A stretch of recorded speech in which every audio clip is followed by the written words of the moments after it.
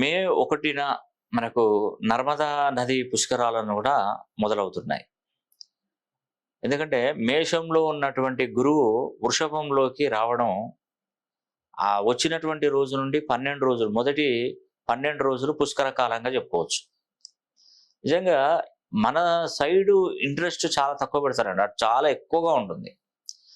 కుంభమేళలో చాలా మంది కొన్ని వేల లక్షల మంది భక్తులు వస్తారు. ఇది చాలా పవర్ఫుల్ అండి. ఎందుకంటే మనం అయ్యో దూరం అని అనుకుంటాం, అక్కడికి వెళ్ళలేము. అనే పవర్స్ బాగుంటాయి. అట్లీస్ట్ మీరు వెళ్ళలేకున్నా ఒకసారి మీరు మాతో మాట్లాడినా కూడా, మా ఆఫీస్ నెంబర్లకు కాల్ చేసినా కూడా ఆ 18 బీజాక్షరాలు నర్మదా నదిలో కలిపేసి ఆ పవిత్ర జలాన్ని కూడా నేను అందజేసే బాధ్యత మాది.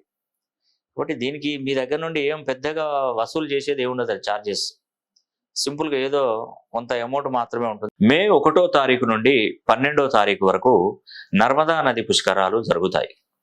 సరిగ్గా గురుడు మేషరాశి నుండి వృషభ రాశిలోకి మే 1వ తారీఖున ప్రవేశించబోతున్నాడు.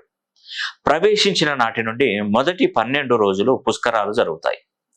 వృషభ రాశిలోకి గురువుడు ప్రవేశించాడు కాబట్టి నర్మదా నది పుష్కరాలు ప్రారంభమవుతాయి. నర్మదా నది తీరమునే ప్రముఖ జ్యోతిర్లింగ క్షేత్రమైన ఓంకారేశ్వర జ్యోతిర్లింగ క్షేత్రం ఉంది. పుష్కరాలలో బీజాక్షరాలు నిమజ్జనం చేసిన వారికి కలిగేటువంటి ప్రయోజనాలు. మీ జాతకాన్ని పూర్తిగా పరిశీలన చేశాక మీ పుట్టుకకు మూలాన్ని తెలుసుకున్న మూలాన్ని మంత్రశక్తిగా అతి పవిత్రమైనటువంటి గోమతి చక్రాలపై లిఖించి వాటిని పుష్కర సమయంలో నిమజ్జనం చేస్తే మనకున్నటువంటి కర్మలు తొలగి అదృష్టవంతులు అవుతాం. అదేవిధంగా పితృశాపాలు తొలగిపోతాయి. పితృకర్మలు, పితృశాపాలు, కాలసర్పదోష, కుజదోష నివారణ, శిశు హత్యా పాతకం, చెడు దృష్టి నుండి విముక్తి, చేసినటువంటి పాపాలకు ప్రక్షాళన జరిగి లక్ష్మీదేవి అనుగ్రహం కలుగుతుంది. ఈ పుష్కరాలు మధ్యప్రదేశ్లో గల నర్మదా నది తీరంలో వెలిసిన ఓంకారేశ్వర జ్యోతిర్లింగ క్షేత్రం నుండి మొదలవుతాయి. పుష్కరాలకు వెళ్ళలేని వారు మాకు తెలియపరచండి.